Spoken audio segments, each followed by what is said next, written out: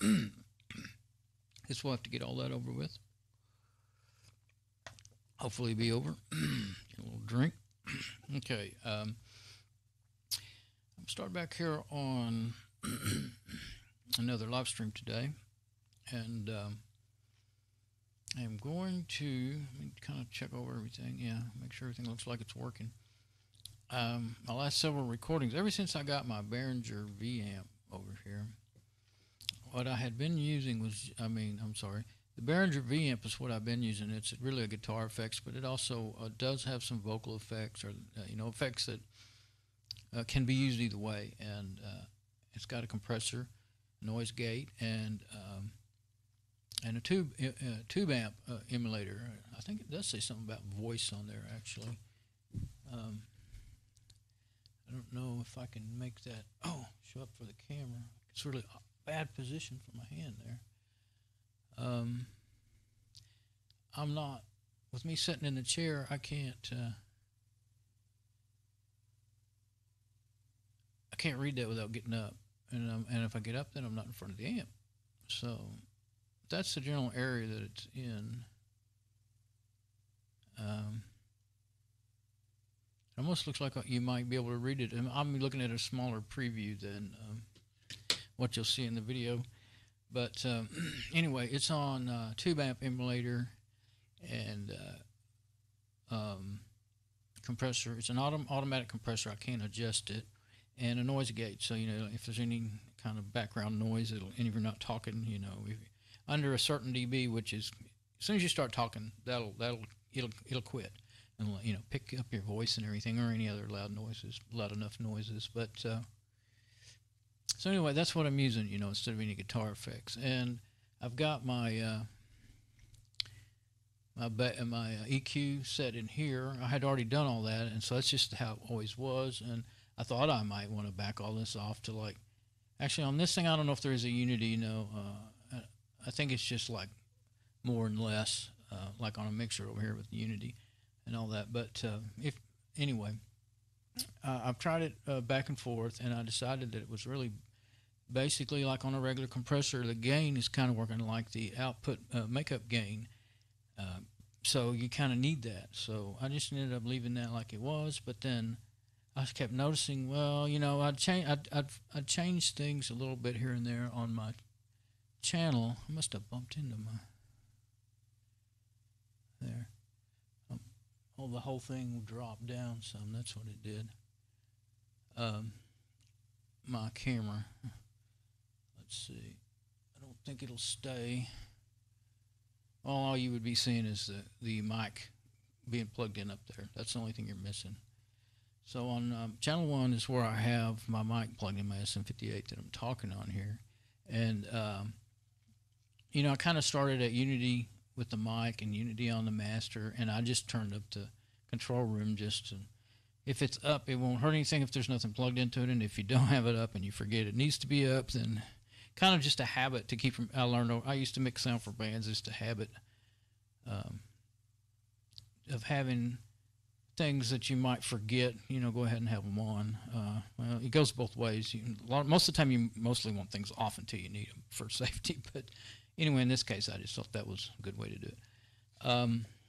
So anyway, I kept hearing a little. If you hear some of in the last recent videos, you may hear a little telltale just shh every time I talk, And I believe that was the sound of the compressor kicking in, because I thought, well, I think this. Yeah, I do think I've heard this. I've had this before back years ago.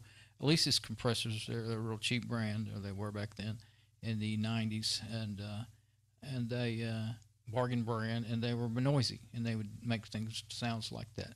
I mostly got to use DBX compressors, and I like them a lot. Everybody liked them that did sound and stuff, or that people used them on their guitar rigs and or mostly on their bass rigs. But they were, kind of a medium price, I guess you'd say. Well, of course, you get the levels and the prices of that stuff. You go like I like Mackie mixers. I used the 1 or 2 Behringers here and there. I've used a big Yamaha console before, and like a I don't know, 50 to 100 channel, or no, not 100, about 50 channels, I think. And it was installed in a church. And Allen and Heath used one of those, and it was pretty cool, but they were a little bit different. They took a little getting used to. But I've never used a big Midas mix or anything like that. I've seen a couple of them, like some shows that I helped out with, where I was kind of being, a roadie, kind of helping up with setup and teardown, and just kind of I always talk to the sound guy if he was, nice, and ask him questions and stuff. And so usually they'd let me hang out with them and they'd show me stuff, But anyway. This is a Behringer XENYX 802. Cost $69, I think it was, or $59. $59. It was right at $60 even plus maybe a little tax. So pretty good price. and that noise, I was starting to think, is this darn board actually just making noise, and it's really the noise gate cutting in and out that I'm hearing. And so I've rigged me up a way to. If I have it plugged in right now, so the black one here is my my cable going around to my. I'll show you what I've got going here. Here I'm gonna have to get the other camera. Let me get the other camera and then I'll show you.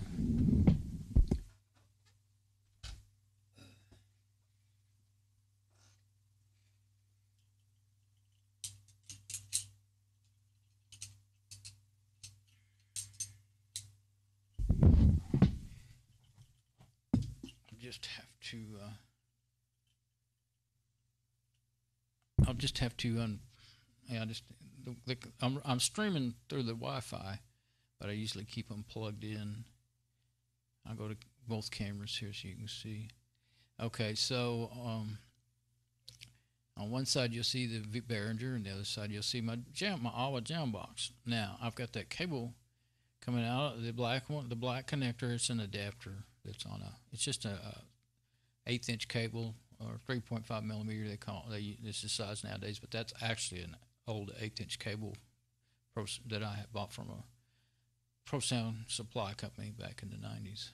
I used to actually sell that stuff online. This was actually the early 2000s when I was doing that. So anyway, it goes in, and that little AWA jam box, which I bought back in those days too, late 90s, it has a input.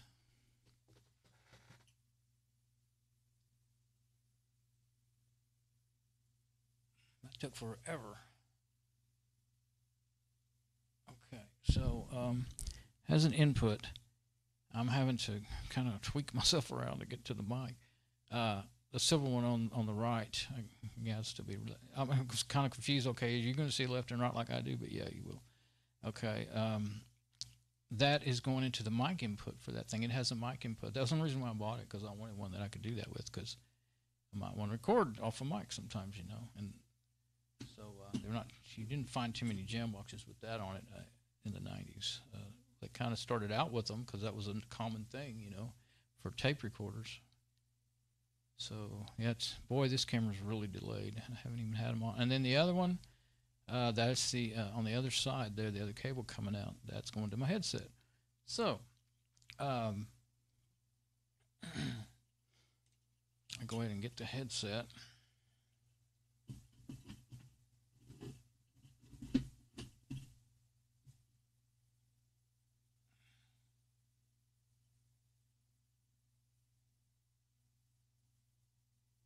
It's hard enough to aim, but with the delay.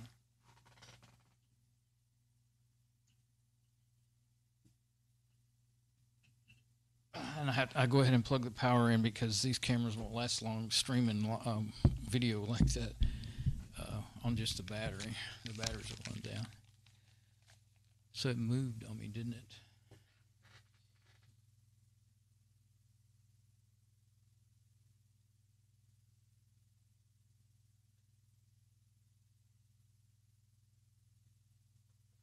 Okay, now, now I can hear it loud and clear through there, and I couldn't really monitor off of that because it was too loud. with the settings the way they are, with the actually I have the master up all the way, and it doesn't make noise. Oddly enough, that's pretty good. Pretty good components in this thing. The gain's up to, move my hand, about 3/4 of the way, and then the other things are where they. Oh, and the volume's up all the way on that particular effect. That's the effect volume, and that's how I had to run it because I was using a low impedance to high impedance adapter, which cuts your signal down coming from the mic a lot. So the only way I could really run it to get it to work before. Anyway, I tried playing around with all that thinking that might help, but it didn't really help. But you got to be careful. You don't want to, when you're coming from a mixer or anything that's got a preamp in it, you got to be careful about overdriving the signal coming in to what you're going into when you're using, this is daisy chained together. It goes from the mic, comes into the board, and then it comes out of the master outputs on the board to stereo input on the Behringer XENYX stereo effects unit. Stereo input over here on the V-amp, and these are two set, left and right outputs here, that mono outputs, but that's actually an insert cable I'm using. So anyway, you can use them that way too. But so it just sends two monos to a single stereo 1/4 inch on the other end, and that's exactly what you need for this. And so that's how it's wired, and that's my signal. I call it a daisy chain because we know how to chain links work, so how they connect together. So it goes here, mic, here, V-amp, computer. So that's my daisy chain. And there's another way to hook up effects units into a mixer, and this one you could do it. You would go out of the effects send to the effects and then back into the effects return, and that's where you'd be using an insert cable, because the effects send is a single, but it's actually a TRS connector, or you could call it stereo, but that wouldn't be right on a mixer. You call it TRS because it's not the same function as stereo. See, it's a send and a return in one connector. No, wait. That's on insert cable, sorry. Insert connectors are send and returns. So anyway, let me look at that. Channel inserts or main inserts. This one doesn't have inserts. It just has stereo effects, send and return.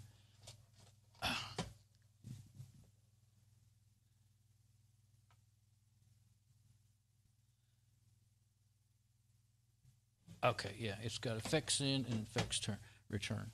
And now I just remembered one thing I keep forgetting. I think I've seen it in the specs or whatever on the board, and then I forget. But I'm not sure if that is a mono signal coming out of the effects send or a stereo signal. I think it's stereo. I think you can do it either way, because if you have a mono connector, it'll just connect one side, and if you have stereo, it'll connect both sides. Probably is since it's a stereo mixer. Anyway, you've got a separate left and right returns, and that gives you some play that you could use with your pan if you want. If you really want to get into some fancy mixing, you could use your pan and stuff on different channels. Even though this is mini, it's only 1, 2, 3, 4, 5, 6 channels. It's still got a lot of the same functions as a big mixer. So anyway, you could send out the effects in and come back in the returns, and then use the red ones here, and they're not doing anything right now, but you could raise or lower the effect signal. But the thing about that, and it's not what I want, because I would be what I want is the compressor and the noise gate to always keep the noise out of the mic, always compress when I get too loud. Like I'm moving around a lot, get closer and further, and I've got this monitor, I'm monitoring it right now with my headset, and I can hear that I am not distorting or overdriving the channel or anything, because the compressor is taking care of all that for me. But if you had it coming out the effects, sending back in the return, you would have what's called a wet-dry mix. Your dry signal would be just the mic signal. That would always be there. And it wouldn't be preempted like you do when you daisy chain. And the wet signal would be the effects. And so, you can give it how much or little. That's cool to have control over your effects. But the situation where that's really good is when you want to use some, for singers and things, or speakers or whatever, and you have like dedicated effects units, like you've got several of them, say you have one for these two channels, you have two different mics and you have two of them. You can have one effect unit that's stereo and use one on, like a lot of the rack mount units, you could say, put echo and delay on the left and put whatever on the right, and then there'd be two different sets of effects, and you can do it with instruments or whatever you want, like if you're recording and stuff, like what I'm really doing right here. But anyway, you could bring it up and bring it down, and it actually sounds really good to have a mix of the wet and dry signal. So, but that's not what I want. I want to keep my mic from making noise when I'm not speaking, and then clamp it, the compressor to stop it from overdriving and distorting. So I kept all this time it took me a while to kind of get it tweaked out on the VM and get it pretty good. And then sometimes, things change on the computer because let me show that right quick.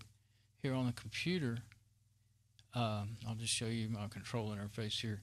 I already still have the input, and this is where the signal is pretty good on this mic, and this is for door 23 on and that's the interface I'm looking at that comes with it, and so you can play around with the input. You don't want to amplify the input a lot. The more you amplify it, the more it's going to distort, and it's digital computer inputs. Analog inputs on a computer, turn it into a digital signal, to go to a computer into the programs. It's so picky, so easy to distort. And so, like with just a mic, you're usually going to have to be up here close to 100% without any effects unit or anything, but you'll always be distorting every time you get a little louder, With this, I had this little slider down to just like centered over that for a while, and I started, but I was having trouble with it. My recorded signal not being hot enough, you're having to turn up the volume too much to hear me. So I brought it up just a little bit to there, and I think I'll close that because sometimes when you reboot the computer, this will change itself and go back to like centered over that. So that's kind of how I ended up there, actually. Usually it'll stay wherever you leave it. Sometimes I don't have no idea why, it'll just change. So, and of course you've got a signal monitor down here in OBS Studio. That's what I'm using, to do my broadcast. I'm recording over here to this file right here. And also a live broadcast being streamed at the same time up to YouTube. So it's a wonderful program. I love it. I've never used anything anywhere near as good as this. But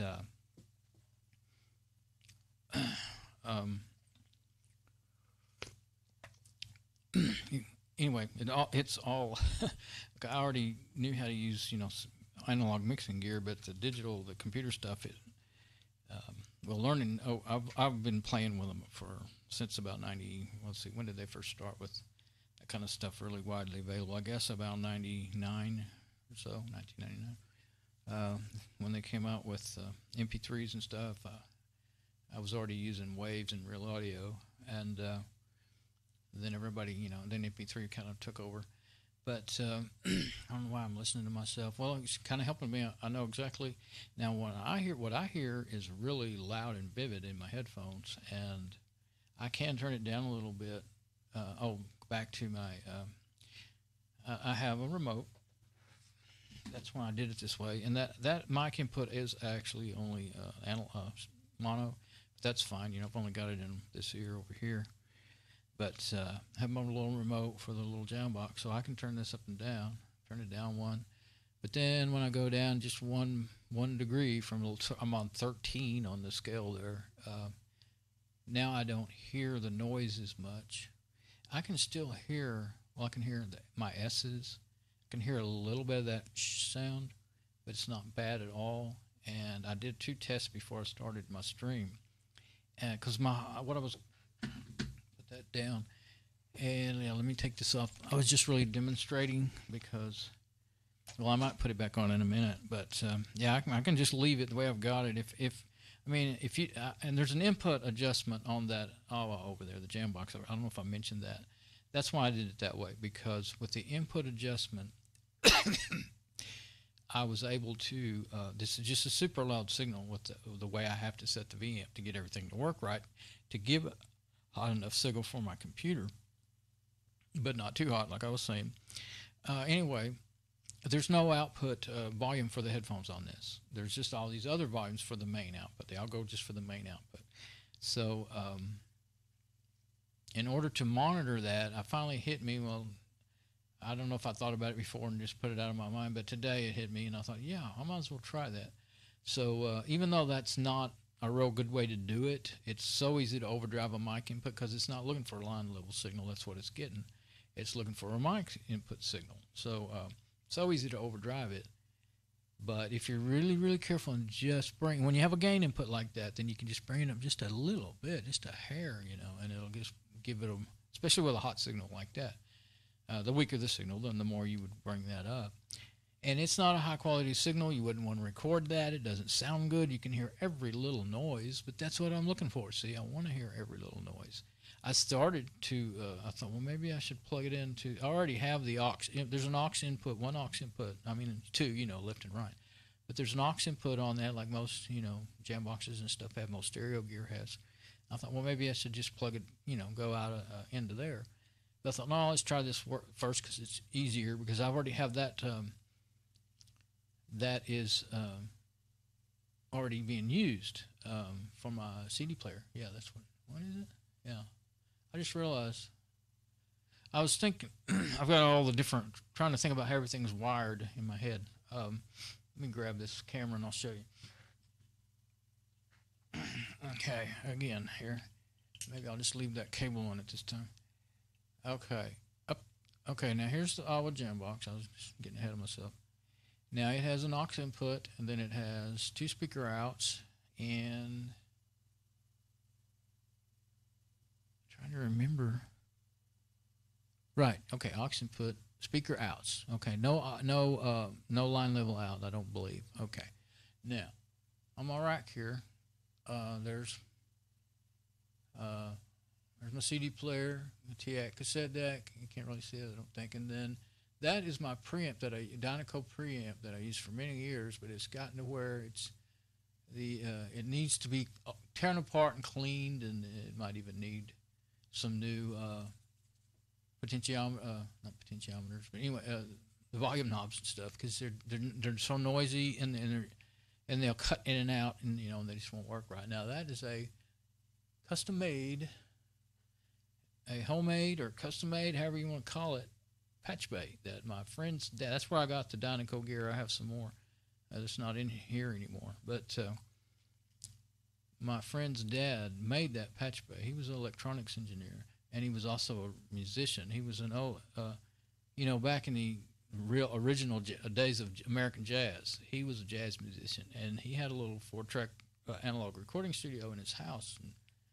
And anyway, when he passed on, my friend, he didn't know what to do with that stuff, and he gave me a bunch of it. So that patch bay is what I've been using. I didn't have a mixer, so my all my computers go from out of the the outputs on the computers go into there, and then it's not a mixer, it's just a patch bay, so it's just like direct connections to each one. Now on the far right end, it's actually separated, and you can that's why some of those are dangling down, because you can patch things in and out. Like if you connect some of those gray ones, look, I don't know if you can see the two gray ones that are plugged in. They go over to a specific RCAs on the set of RCAs on the right. And so each set of gray ones goes to a specific set of RCA, so I can patch things in and out that way. And I use it because, mostly because, well, I have more computers than I have spaces that are just in, out, but also because when you get, is it 3 or 4 that I can have in there at the same time without degrading the signal? But the more you plug in without an actual mixer with preamps and all that stuff, your signal keeps degrading, and what you really notice mostly is just the volume. It just goes way down, and so I can't turn it up loud enough. Like if I have a couple of computers running at the same time, even if I just have 2 running at the same time that or plugged into that, then even though you're not playing anything on the other one, it weakens the signal. And so I can't, sometimes I just flat, like if I'm watching a video online, I can't get enough volume to hear what they're saying even, So Um, so some of those cables are on that area where some of my computers are over there on the right, far right, those two there, to where I have to get up and manually patch those in and out. Of course, that's kind of a pain, but it's better to do that than it's more aggravating to not be able to hear things when I want to on here. But also, okay, now the ones on the far left, that 3 sets, those are all inputs to the patch bay coming from the computers. Now the next 2 are outputs going to my amplifiers, which one of them is my AWA Jambox. So the AWA Jambox aux input, one set of RCAs goes from that patch bay to in there. Okay, and then the other set goes down here. Let me unplug this. Goes down here to my amplifier. And I guess you probably figure, sorry, I'm trying to, what? That didn't look much like an amplifier. Well, it used to be a Dell computer. But what I did was I took 2 car amps and 2 computer power supplies, and I mounted it all in there. And so I've got, and each one of those car amps are identical, same brand, everything. They're 80-watt car amps. So what I wanted was a power supply amp. That's what I call it, my power supply amp. And all those cables and that big old opening there, that's all Molex connectors and all the things coming right off a computer power supply. And I can use those anytime I need, 12 volt, 5 volt, 3.5 volts, whatever. I originally wired those power supplies up in series, and I could get up to 24 volts, but it made noise really bad when I ground. You have to ground lift one to do that, and I also blew out 2 or 3 during the process of doing that. So, and the reason I blew them out was because I had this old analog realistic. That's all I had back then was a realistic analog voltmeter, and I was testing things, and they have really long test leads on them, and I would short them. I shorted them 2 or 3 different times, messing around with those, and what on the power supplies that I had ungrounded, and when they're ungrounded, any short, even just a tiniest little spark of a short, blows them out. I didn't know that.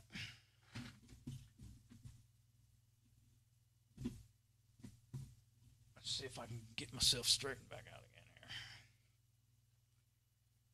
But,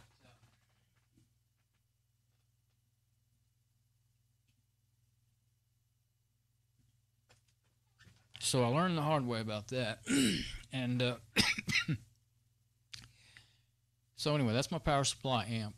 So I after a year or 2 of having it like that, and then it was real sensitive to, like, my laptop that I used to use all the time to watch TV with.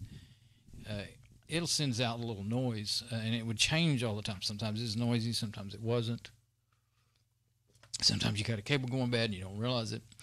And it was really sensitive to all that, and you'd just hear this constant buzz whenever there was no sound, when you weren't, like you're watching videos and stuff. And so finally I got around to taking it back, opening it back up, rewiring it just as I just went ahead and put I took my ground lifts out, put that other power supply back to normal. It's really pretty simple once I learned how to do it in the first place, and so it's just 2 12-volt, 2 separate, each one capable of 3.5 to 12 volts, including the -3 and all that stuff that they have in there by default. And you have to do some things to them to get them to power up and everything. Some of the really old power supplies will, but the ones that I had, they have to have a load on them. I put resistors in them, and resistors in them.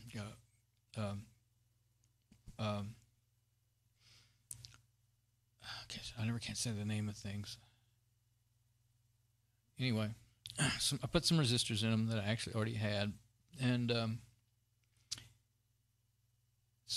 and I just used the power strips that were laying there on top of them there to turn them on and off each day, and I just so I can turn those off when I don't want, like when I go to bed and stuff. I always listen to Bible CDs. I was going to say tapes. I started out with tapes. I still have tapes, but Bible CDs on the Jambox there. And so I just leave it on. Actually, it stays on 24/7. Once in a while, I turn it off and turn it back on, or if the power goes out to the house or something. But the big amps, I just turn them on and off each day. You know, I leave them on all day while I'm on the computer and whatever, and then turn them back off. So and there, it's all wired. You know, like I watch all my video on the computers now anyway. But in the TV, I didn't use the sound coming out of the TV. I'd use the sound coming out of the laptop, and I had the laptop would go down an S-video cable over to the TV for the video, and then the sound would go to my sound system here. And I have hodgepodge of speakers. I guess if I'm going to talk about things, I guess I'll show them. I can show these over here. Okay, I have some 6x9 triaxial car speakers, and then there's all up here on top. And then I have the Iowa jam box speakers. There's a 50-watt jam box. It's a pretty decent little jam box. And then I don't know if I can show them, but I'll try.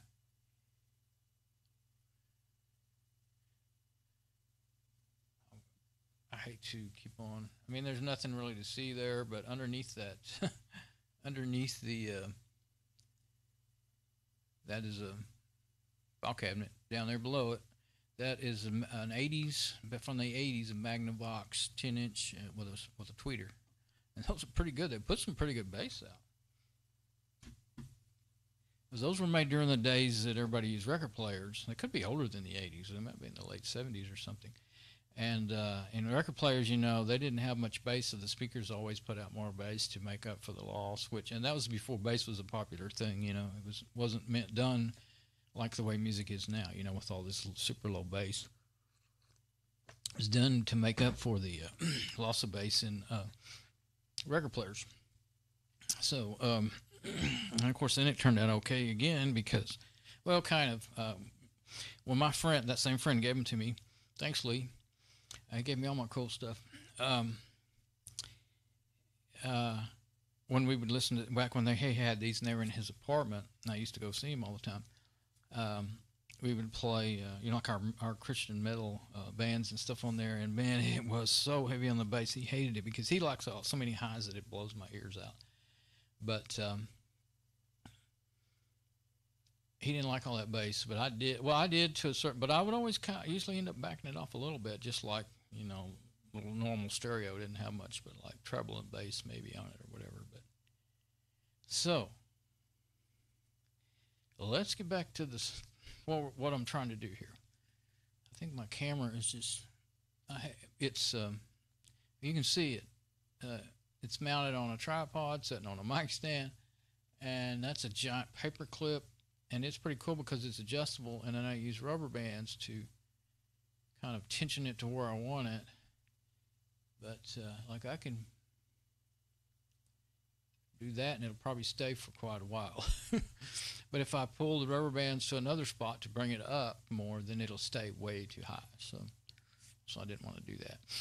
But and as the rubber bands get older, where it sets changes. I hate it when you get an itch right there when you're making videos.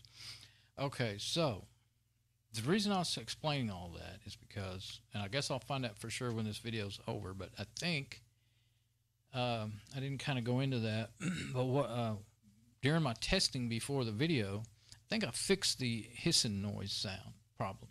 And what I discovered, I should have said that a while ago, is that I kept starting with my main output at Unity, which is what, you know, it's always recommended. But once I got my headset on where I could really hear it. See, the problem is while I'm making a live stream or a recording, either one, OBS Studio doesn't have a capability of sending your live audio to your speakers. I think it's left out on purpose to keep people from having horrible problems with feedback, because it's really tricky to do that. So it doesn't have a monitor live feed option, live audio feed option. It has video, but not the audio.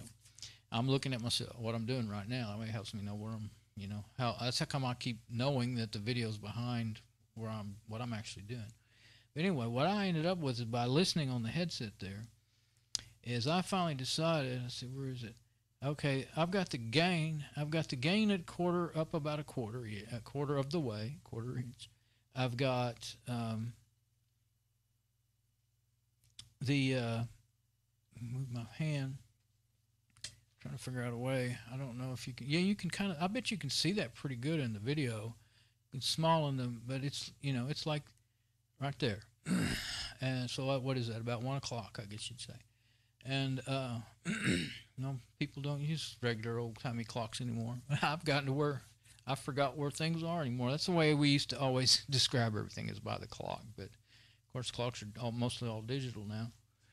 But and then I've got the master. I ended up with it back here, that far back. It's just up about a quarter of the way. And the control room volume, it's not really. It's control room. It's a combination. It's control room, and I don't have anything hooked up to that. Phones and control room, headphones. And so this, where I left this gold adapter in there, that's where you'd plug in the headphones, because I was doing that too, because I thought, what if this board's noisy, so I started listening on that. It was fine. Now if you turn the especially if I was to turn the gain up, well, even up to unity, the way as high as I have this channel, if I bring the gain up to unity, I'll start hearing a tiny little hiss just in the headphones. But by the time it goes through my V-amp and back out, then I hear all that. Of course, you won't hear anything come out of the V-amp up here, but so go back, back to listening over here off the V-amp through my jump box. Then finally, I didn't want to fool around, doing a bunch of trouble. I kept trying to just record a video, listen to it, record a video, listen to it. Well, you can't get anywhere that way. You got to monitor what you're doing live if you're ever going to mix, period. I've had people, a lot of people one time I mixed sound in a little club, and the guy had never done bands before. He was a little dance club, and he wanted to start doing live bands. And it was, he had set it all up. And he had this long, skinny building, and it was a really tall roof, though, like 2 stories tall inside, just open. And but he actually had like a loft in the back, behind the stage, had pool tables and stuff up there, and then on the right, he had on the left was the bar, like if you were down here looking towards the stage, and then on the right, he had gotten himself. Long years before I ever met him. He had built him a wrought iron, like a big steel platform up there, and he had tables and stuff up there. So at the very end of that platform, like about 15 foot above the stage, on the right side against the wall, with one of his speakers hanging right in my face, that's where he put the mixer. And they brought me up there to mix for him. I was like, first thing, I'm like 15 feet from one of the main speakers, and I'm supposed to mix. And if you never mixed anything, you still don't know what you don't get it. But if you've ever mixed, you're like, oh my God, because the waveform of the speaker doesn't even form until halfway to 3/4 of the way down the room, this room, and I did well. Actually, let's see. I actually helped him pick out the sound system. I remember that. He took me to the Guitar Center. It was fun because I got to, picking out a whole entire sound system. And, he just had a budget. I was like, yeah, how about, can we get one of these Ashley EQs? And how much are they? $600. What else you got? He had a guy that was giving him a deal, and he didn't give him a good deal. But anyway, we ended up with Elise's stuff. And we had a DBX compressor for the house, but for the monitor, we did have monitor compressors, and they were releases. So it was okay, it wasn't bad. But we had monitor Yamaha speakers, and they distorted like crazy. They couldn't take anything. And we had QSC amps, and I wanted crowns, but they cost about twice as much. And they were easy to, those things would shut down sometimes when you drove them too hard, too long. But anyway, they're all right. They could take a beating, though. They didn't die. They never died. Actually ended up, after he shut that place down, ended up hooking him up to sell them to the church I was going to. So the amps. But anyway, got myself off. What was my point at all? Okay, so I finally talked him into moving it. I tried, and I couldn't mix like that. One thing is blowing my head off. I couldn't hear. Luckily, I didn't mix every day, just like two or 3 days a week. Friday, Saturday. I think he started out doing 3 days a week and then went just to Friday and Saturday. But anyway, it was killing my ears, head ringing, bad. And so anyway, we moved the got a snake. Well, I guess he already had he had the snake already, but it was a good long snake. So we moved the mixing board. It was really he bought a little rolling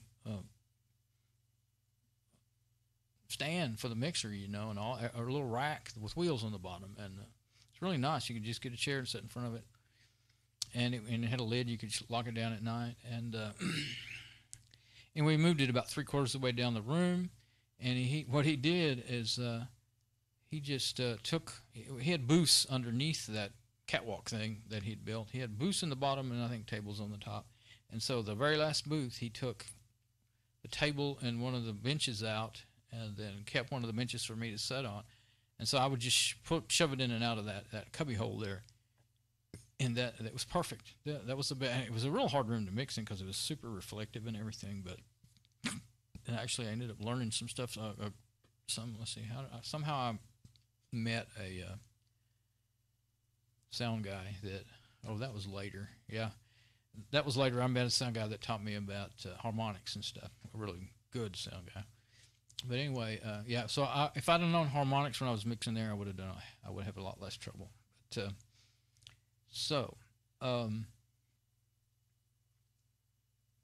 and the biggest thing to take apart, it's there's a lot to learn about everything, but the biggest thing to take out of harmonics is like when you're trying to kill feedback. And of course I don't have a 33rd octave EQ here to show on, but let's say this is high, mid, and low. Let's say you take out some high to try to cut the feedback, and then you take out too much, you end up with low end feedback. So don't take out as much high, and take out a little bit of high and a little bit of low. And the harmonic is, and I can't tell you, I used to actually know some of the harmonics and some of the frequencies, but like say you're on a 32 band EQ, a 3rd octave EQ, that's where it matters. I mean, with this, three bands not going to do you much, but if you're on a 3rd octave EQ and you're up here in the whatever 15K range, and you hear a really high pitched feedback, and so you take it, you just want to bring it all. If you bring it all the way down to it completely quits, then you'll end up fighting yourself, and you'll end up with a dead sound. It'll just be it'll be probably muddy, but it'll just be real dead. So it may be muddy, but mostly it'll be dead. So anyway, and people won't be able to understand the voices. The music won't sound good. So. And I'm talking about in the house EQ too, mostly. Well, monitor. Actually, this is really important on monitor EQs when you actually have monitor EQs, like separate EQs for each monitor mix and everything, which we did in another place after that, and that's where I learned this.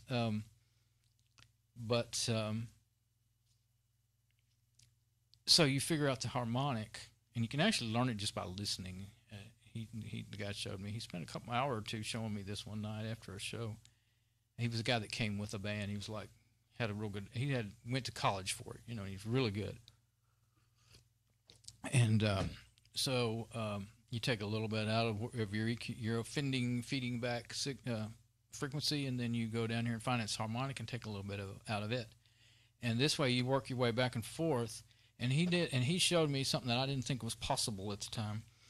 He kept working on that, and he would stand up there on the stage with the microphone, and he would just point an SM58 straight at the monitor, and of course, until it fed back. And then he'd say, okay, take out a little bit of this one, now take out a little bit of this frequency. And he would go back and forth to the harmonics of each frequency. And he knew the frequencies by, when he heard them, he knew what they were. And I did too for some of them, not as good as him. So anyway, he got it to the point that he could hold the SM58 just as live and loud as it could be, a foot from a monitor, and it would not feed back, and the sound was good. And we did this for the monitors, and also, in the house both. And and then, boy, I was like, don't change my monitor, my mixes. I was like, don't touch it. We got it fixed. My EQs, I mean. But I learned, but I did learn, and some, of course, conditions change, and I did learn, though, a few times, I did have to change. I did have to fix things and change things here and there. But that was just a eye opener. So that's a sidetrack, sort of, but I think it's a good one. So anyway, so yeah, if you want to learn something really, really important, a principle about mixing sound, learn about harmonics. It's something I always knew had to do with music, but I had no idea. Kind of knew what it was.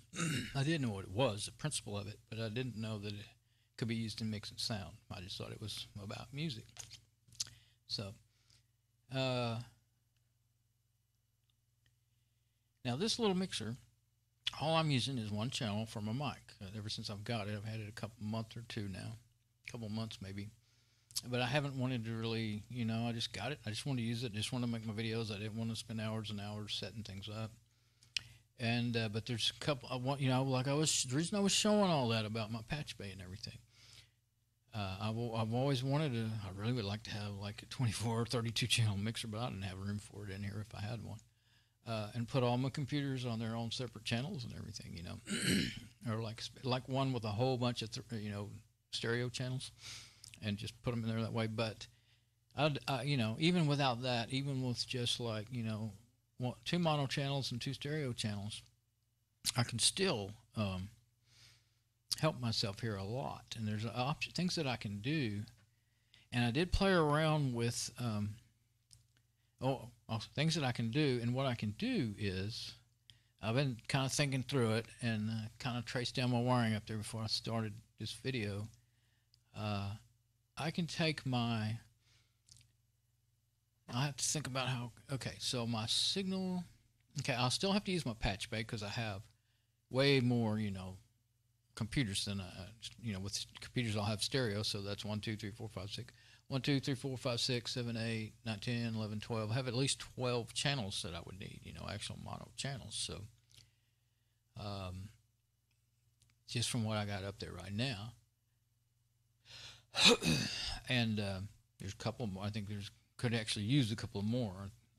There's one computer down there that's not plugged in because I don't even have a cable for it because I don't have cables. But 3.5 millimeter, just 2 stereos, But what I can do though is take an output from my patch bay, the one that's going down to my main amplifiers, and anyway, I'll go from my patch bay input into say like 5 and 6, and then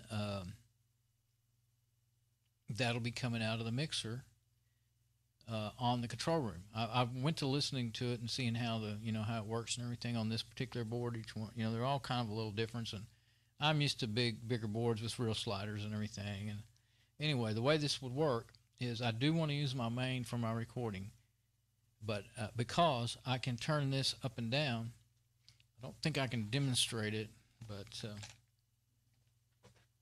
I'll just stick my headset on and I'll tell you, I can turn that all the way up and all the way down on the control room without, just make sure my memory's good from earlier a while ago. I'll turn that down right now. Okay, see, that does nothing to what you hear. But get that off. If I had that, I hope my sound, I introduced this video saying I think I fixed it and watch it be terrible. But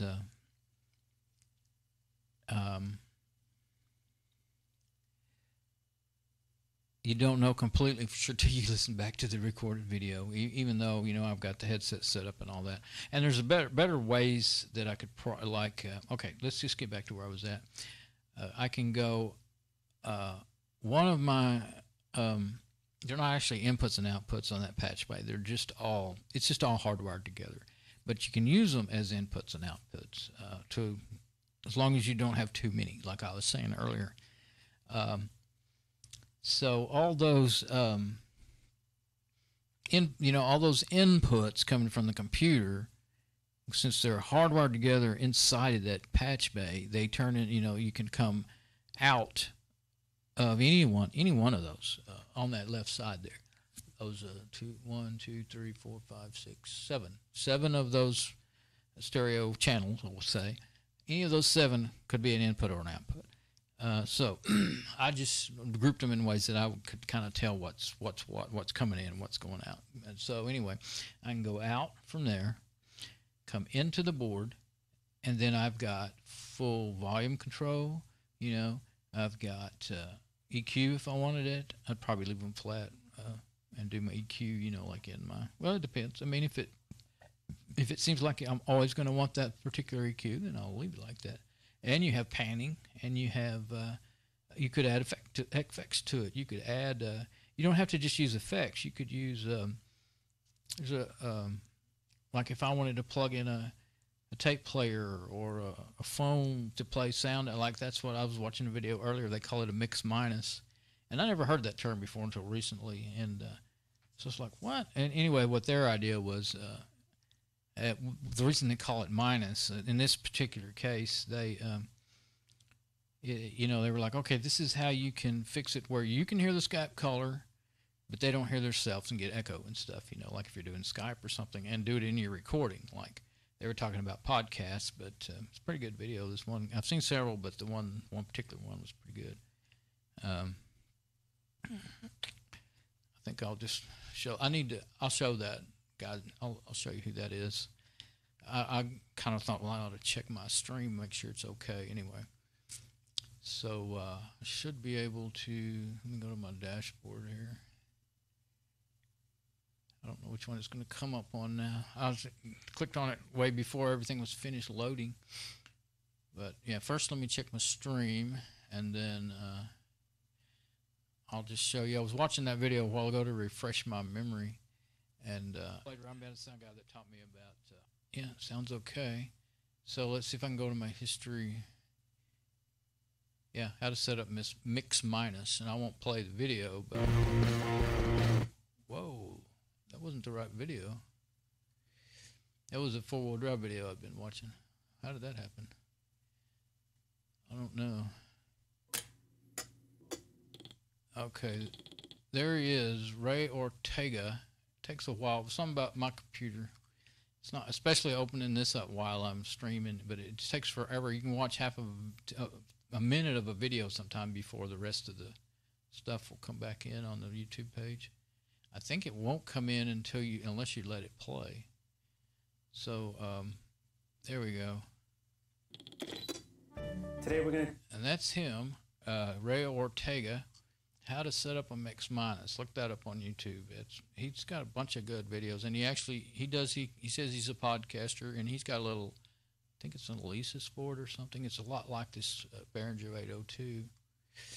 And I've seen some other videos. I think he did one of them. That's how I found him. I was looking for videos on the Behringer 802. I think people, you know, companies send him stuff to do videos on and stuff. But anyway. Yeah, if you're wanting to do things like that, and what I was getting at is other creative ways to use your effects in return besides just for effects. He was just sending, he was using it to send an audio signal back and forth, and you know, like what you can do. See, there's an effects volume on and off, and volume right here, the red one. Every time I put my hand up there, I block everything, don't I? So. You can bring up and down, like say if I did have I could put music on that through a phone or a recorder or a cassette deck over there or whatever, and I could bring it up and down with one of these, see, and just in one of these channels. Or if you had a Skype caller, that's what he was doing. You can turn them up and down, and you can control. I would have to go back and I'd have to be doing it to remember, but you can control whether or not they hear themselves or not. I don't know if it's just how you wire it. I don't remember, or with the knobs. But let's see. I can't ever see anything.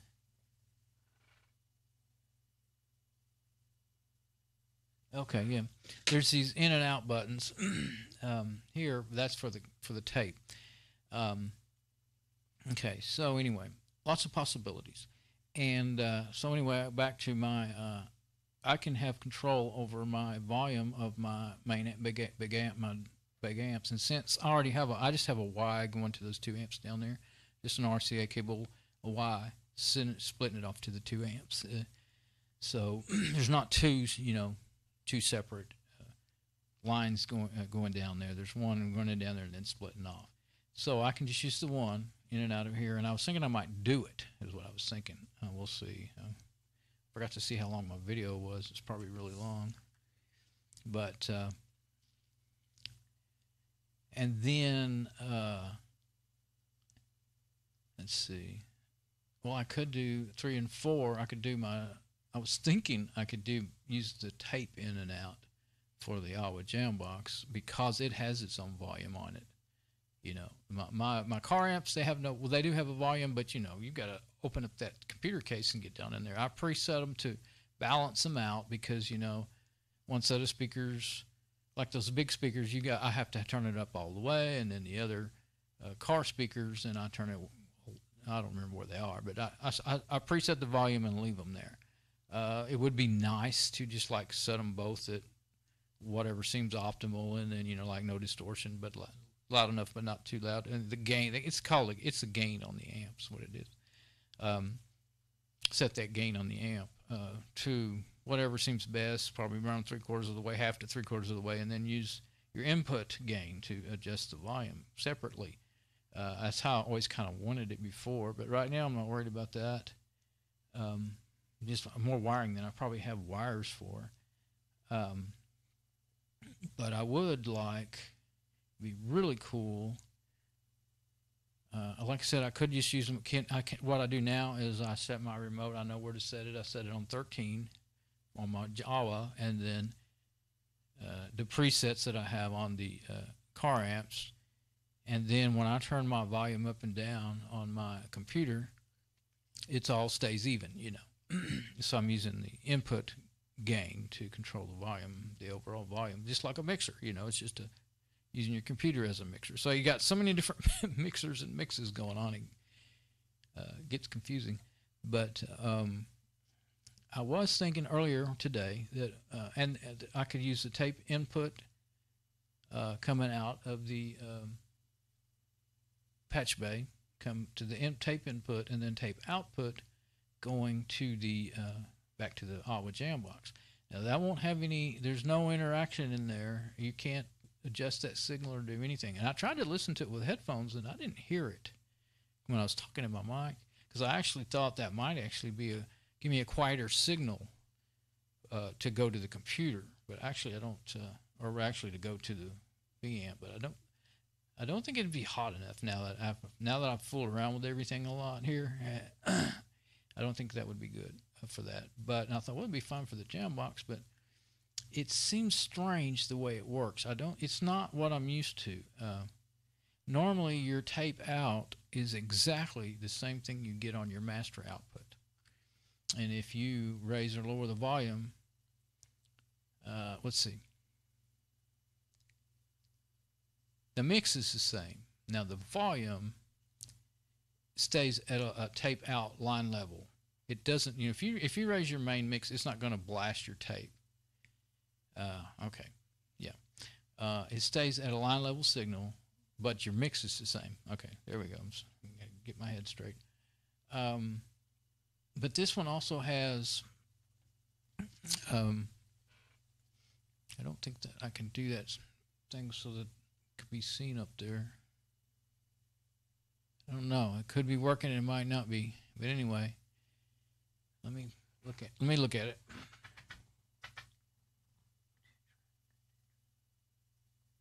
Okay, there's two buttons there.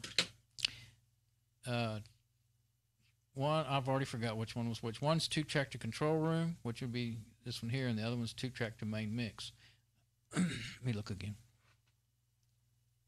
Okay, the top one is 2-track to control room. So your 2-track, which they're talking about your tape. I don't know what they call it, tape up here, and they call it 2-track down here. I think it does say 2-track. Yeah, I think at the very up above here, I think it says 2-track.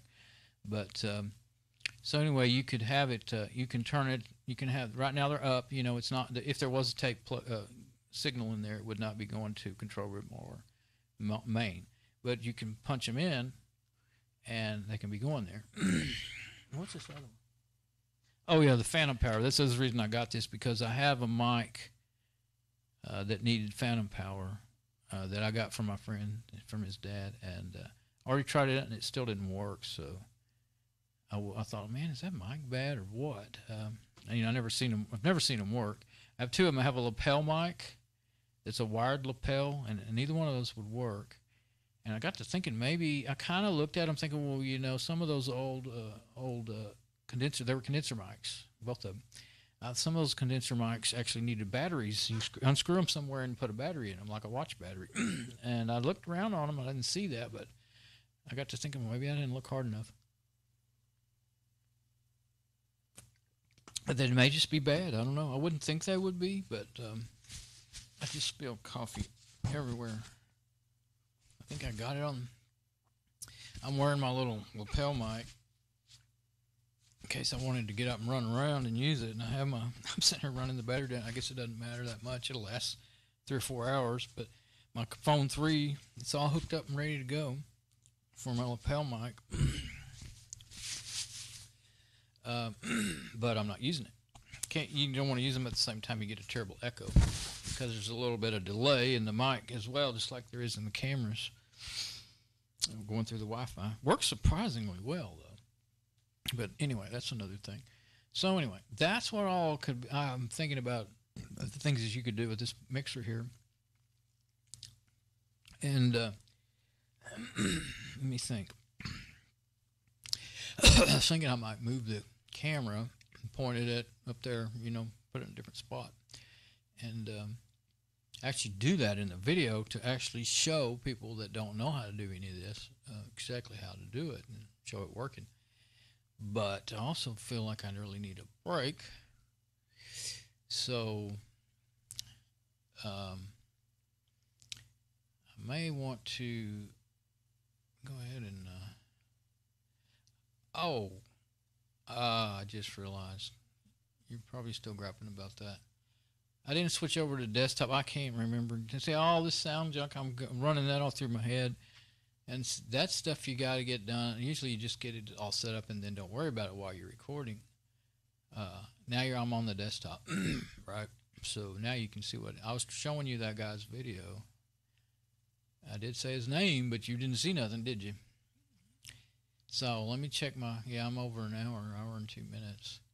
So now I'm on the desktop, right? It sounds pretty good. Even like I tried one time, I did a video where you can listen to yourself through the YouTube live stream, but it's such a delay. Well, I have it set to 30-second delay on purpose so that my machine I don't have caching issues, so that makes it such a delay that I just couldn't work that way. It just made my brain freeze. But let's see, go back to here.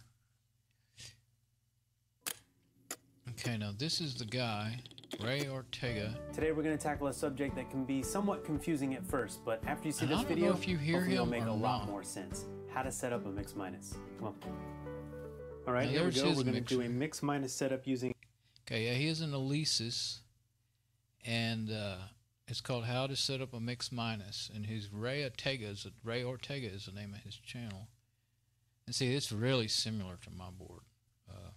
Very similar, different colored knobs. It's got two aux channels instead of one, and that's really laid out a little different. But he also did he didn't do a mix minus video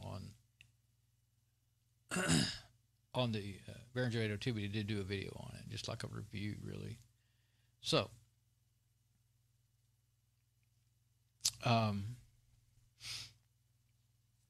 yeah, check that guy out. He's got some good videos on if you want to do Skype or whatever, any other thing. If you want to be able to put that into your video, your live video, or your whatever, however you're doing your video,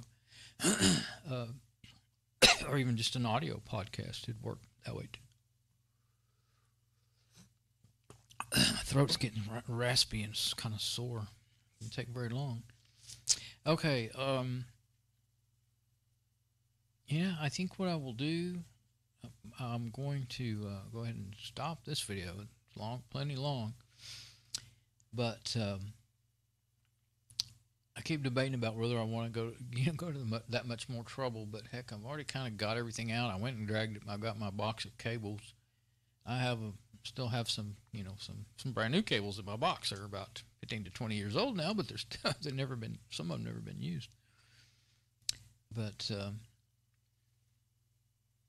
when you bring the main mix down, you're not going to get any lights on the board. I don't know if you notice, there's no lights jumping. As a matter of fact, on this one, you should be getting, like normal boards, you should be getting some few lights jumping down there at the bottom right now. If you got a signal, you should get some lights, but you don't get any lights, even with it at Unity.